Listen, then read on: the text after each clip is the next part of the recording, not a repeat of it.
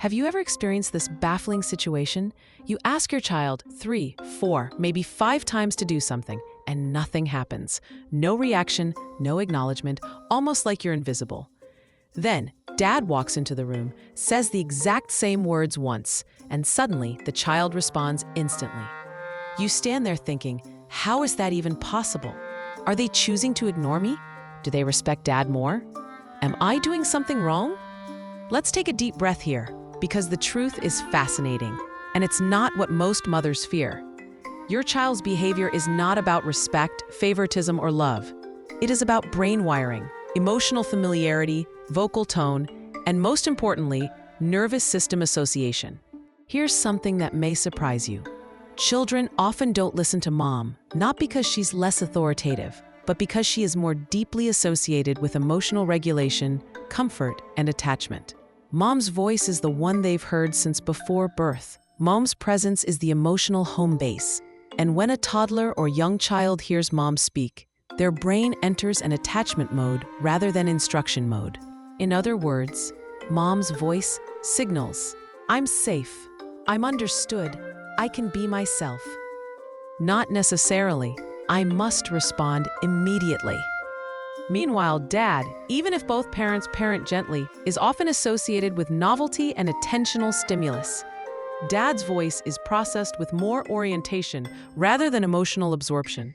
It pierces through, it stands out, it feels different to the child's nervous system. When dad speaks, the brain goes, input from external world, I should orient. Mom's voice, input from internal emotional world, I can relax. Many moms unknowingly create a soft emotional bubble around the child, one of empathy, warmth, availability, which is a beautiful bond, but it has a side effect. Children feel emotionally freer around mom, and therefore less externally compliant. You may notice a child complains more with mom, melts down more with mom, demands comfort more with mom, shows vulnerability more with mom. And yes, listens less predictably to mom, because mom is home base.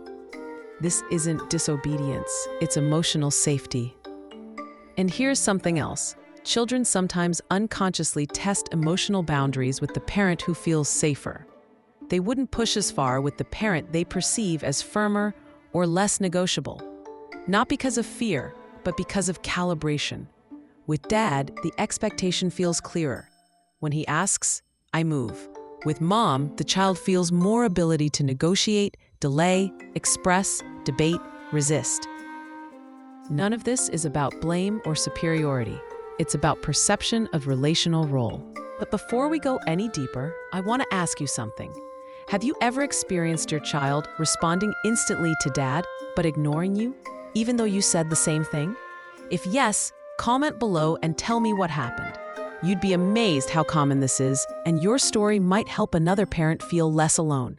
And if you're finding value in this already, make sure to subscribe to the Parenting Blueprint, because we talk about the emotional science of parenting in a way that changes how you feel around your child, not just how you act. Because soon, you'll see that this isn't about mom being weaker or dad being stronger. It's about the brain interpreting the two voices differently. Let's look deeper into one of the biggest factors in this dynamic: vocal tone and cadence. Children don't just hear words, they absorb the emotional vibration behind them. Many mothers, especially those attuned to their child's feelings, tend to speak with softer inflection, more emotional resonance, and sometimes more persuasive language rather than directive language. This creates a warm, connective energy, and ironically, that warmth can sometimes dilute urgency. When mom asks, "Can you please put your shoes on?" the child's brain often hears emotional invitation. But when dad says, "Shoes on now," even gently and without aggression, the brain hears directive clarity. Dad's tone is often more monotone and anchored, which lands more like an instruction. Children feel this difference even when they cannot articulate it. Another factor is habituation.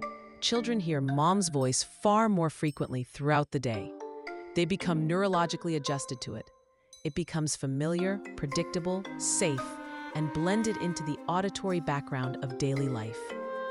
Dad's voice, by comparison, may be heard less often, making it stand out more distinctly. It is perceived almost like a signal rather than background emotional music. There's also an unconscious physical dynamic. Moms frequently multitask, speak while moving, talk while doing something, or instruct while simultaneously managing a dozen sensory inputs. Dad may speak only when he intends for something to happen, and this inadvertently gives his voice a stronger signal-to-noise ratio.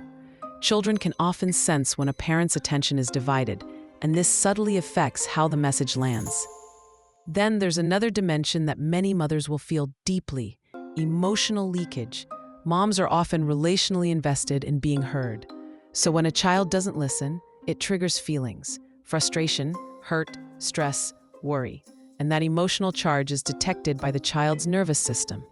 When mom says something for the third time, there is emotional tension in her voice. The child feels it, and their amygdala reacts. Listening actually decreases when emotional pressure rises. Dad, in many cases, doesn't carry that emotional entanglement in the same way.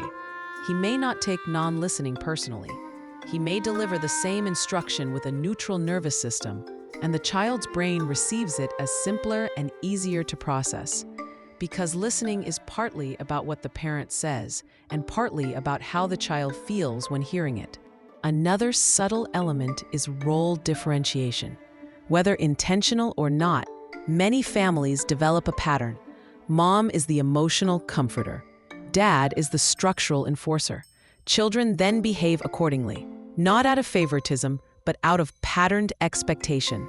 Mom is where they go to be understood. Dad is where they go to comply. And remember, this is not a universal rule. In some families, it's reversed. In some families, one parent functions as both roles. In others, children listen equally to both parents. But in many households, this is the common dynamic. It's also worth noting how children modulate their behavior differently around different parents. A child might behave better for dad not because he is stricter, but because the child doesn't feel as comfortable expressing resistance. Around mom, the child feels safe enough to express discontent, delay, and impulse. Children save their biggest emotions for the parent who feels safest. It may not feel that way in the moment, but it's actually a compliment. When you begin to see these patterns, you stop interpreting the listening difference through a lens of fairness, jealousy, or failure. You begin to see it through a lens of attachment, sensory regulation, and neural association. And this shift alone can bring relief, because now the question stops being, "Why won't they listen to me?" and becomes, "How can I communicate in a way their brain can process?" Now let's talk about how to shift this dynamic, not by copying dad's tone or authority, but by learning to access a form of communication that resonates as clearly in your child's nervous system. The first shift is energetic, moving from emotional entanglement to grounded presence. When mom speaks from a place of calm certainty instead of emotional urgency, the child senses a different kind of signal. Instead of hearing emotional pressure or frustration, they feel stable leadership.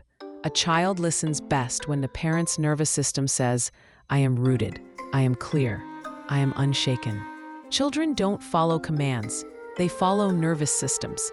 If mom's energy says, "I hope you listen, please don't make this hard," the child senses uncertainty. But if mom says the exact same instruction with internal clarity, not harshness, simply grounded intention, the child's brain orients toward it. It's not about volume or dominance. It's about internal state. Another change comes from how transitions are handled. Often mom's requests come in moments of multitasking. "Put your shoes on. We need to go. Come on, hurry up. I asked you 3 times already." The child perceives a flurry. Dad may say calmly and singularly, "Shoes on now." And that simplicity gives direction. So when mom slows down, removes the emotional rush, and speaks with a singular focus, the child experiences the instruction differently. Physical alignment matters too. When you get down to your child's level, literally physically lowering, your voice and eyes enter their perceptual space. Eye contact becomes a gateway. The instruction lands deeper. Instead of feeling like commands dropping from above, they feel relational interaction from beside. The next shift is linguistic. Instead of phrasing things like requests for emotional cooperation, they can be phrased as confident directives couched in connection. Not, "Could you please put your coat on," said with gentle pleading, but "It's coat time," said with warmth and certainty. When the child hears it phrased as a statement of reality rather than an emotional inquiry, their brain aligns differently. And here's a powerful truth. Children listen better to the parent who is harder to dysregulate. If a child knows they can emotionally rattle mom by whining, resisting, delaying, they will sometimes subconsciously do so, not maliciously, but instinctively exploring emotional influence. If mom remains grounded, unflustered, confident, not hooked by resistance, the child senses, "Oh, emotional turbulence doesn't work here." Listening becomes easier. Another thing to consider is the emotional history of communication. If a child has experienced many moments where listening to mom eventually leads to bargaining, negotiation, or emotional intensity, they learn to stay with the negotiation process. But if mom becomes consistent, calm, predictable, and steady with follow-through, without emotional charge, the child begins to respond more automatically over time. And this is where a beautiful change happens. Mom starts to feel her voice is landing. She feels heard, she feels respected, and the child begins to experience both parents as anchors, not just one. The home shifts from a dynamic of fun versus authority, or comfort versus command, toward balanced respect and emotional safety. This isn't about being stricter. It isn't about copying dad's style. It's about reclaiming the power of maternal leadership in a form that is calm rather than forceful, steady rather than stressed, grounded rather than emotionally reactive. Children don't need mom to be louder. They need mom to be clearer. There will inevitably be moments when your child simply refuses to listen to you, not because they don't love you, but because they are emotionally overwhelmed, mentally absorbed, or testing boundaries in a safe relationship. In these moments, the worst thing you can do is take it personally. The more you feel rejected or wounded, the more your nervous system tightens, and the less effective you become. When a child doesn't listen to dad, many dads simply repeat calmly or wait silently until the child responds. There's no emotional entanglement because they don't internalize the non-compliance. But with mom, the child's non-listening might awaken old emotional patterns. I'm being ignored. I'm not respected. I'm failing. I'm not being heard. This emotional layer is completely natural, but it changes the energy of the interaction. The child senses the emotional charge, and their own nervous system reacts.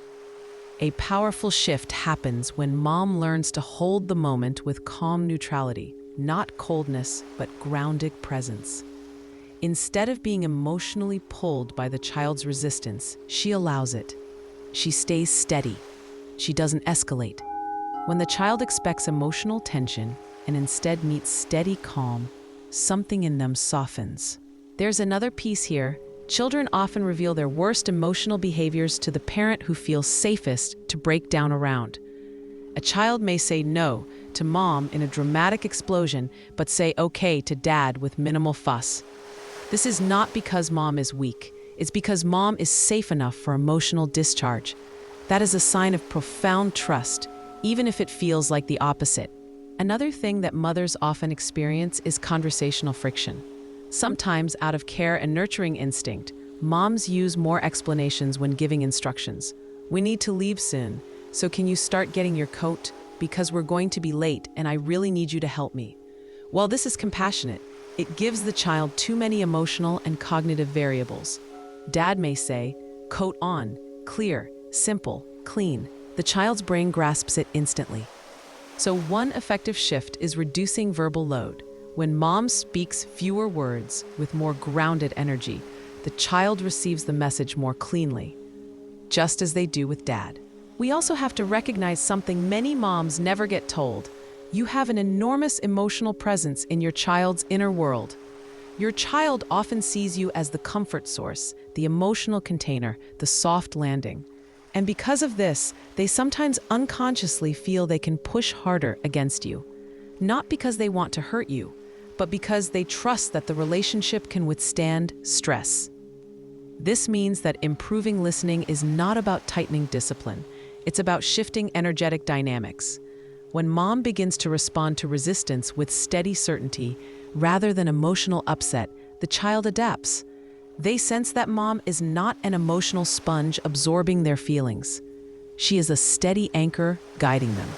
And when listening does eventually break down, because it will, the repair is essential. After the moment has passed, mom can reconnect through warmth and honesty. Saying something like, "Earlier you didn't come when I asked, and I felt frustrated. I'm working on staying calm, and we'll figure this out together," shows your child that you are not their opponent, you are their partner. Over time, this builds a profound trust that mom's voice does not come with emotional volatility, but with quiet authority. The child begins to respond faster, not because of fear or pressure, but because of clarity and respect. As this understanding sinks in, a powerful transformation begins to unfold. You stop feeling lesser than, inferior, or unseen. You start seeing that this whole time, your child wasn't resisting you. They were responding to the type of nervous system presence you were bringing into the interaction. And once you learn to shift your energy from emotional plea to calm leadership, your child begins to experience you differently. This doesn't erase the deep emotional bond they have with you. It strengthens it. Because now, mom isn't only the comfort giver, she's also the confident guide. The child begins to see that love and leadership can live in the same voice. They begin to understand that softness and authority aren't opposites, they're complementary strengths. There is a beautiful harmony that happens when both parents embody balanced roles. The child learns, both of my parents are steady. Both of my parents are safe. Both of my parents can be listened to. And this is not about one parent being stricter and the other being gentler. It's about both parents holding a grounded, clear, emotionally stable presence. Sometimes this shift starts with a very simple moment. The child ignores mom's request. Instead of raising her voice or repeating urgently, she gently steps closer, meets their eyes, and says the same words with calm clarity. The child feels something different, an energy that is firm but peaceful, and slowly, over repeated interactions, they begin to pivot toward her voice more naturally. There might come a day when dad calls from across the room and the child responds, but then mom calls, and they respond to her just as quickly. And you'll realize, this wasn't about authority or favoritism. It was about energetic communication. You'll see that your voice is no longer the background music of the household, but a trusted signal, a source of guidance, a steady cue. And please remember this, nothing about this dynamic ever meant that you were failing or doing things wrong. In fact, your voice became easy to tune out precisely because it was so safe, so familiar, so emotionally saturated with love. When you stop interpreting listening differences as personal rejection and instead see them through the lens of brain development and attachment, you suddenly breathe easier. You stop comparing. You stop competing. You stop taking it personally. This entire topic isn't about strengthening discipline. It's about strengthening presence. And sometimes that presence comes from slowing down. Sometimes it comes from saying fewer words. Sometimes it comes from letting emotion roll off you rather than absorbing it.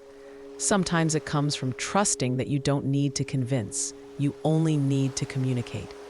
The child doesn't have to agree with you to hear you. Listening begins with connection, not compliance.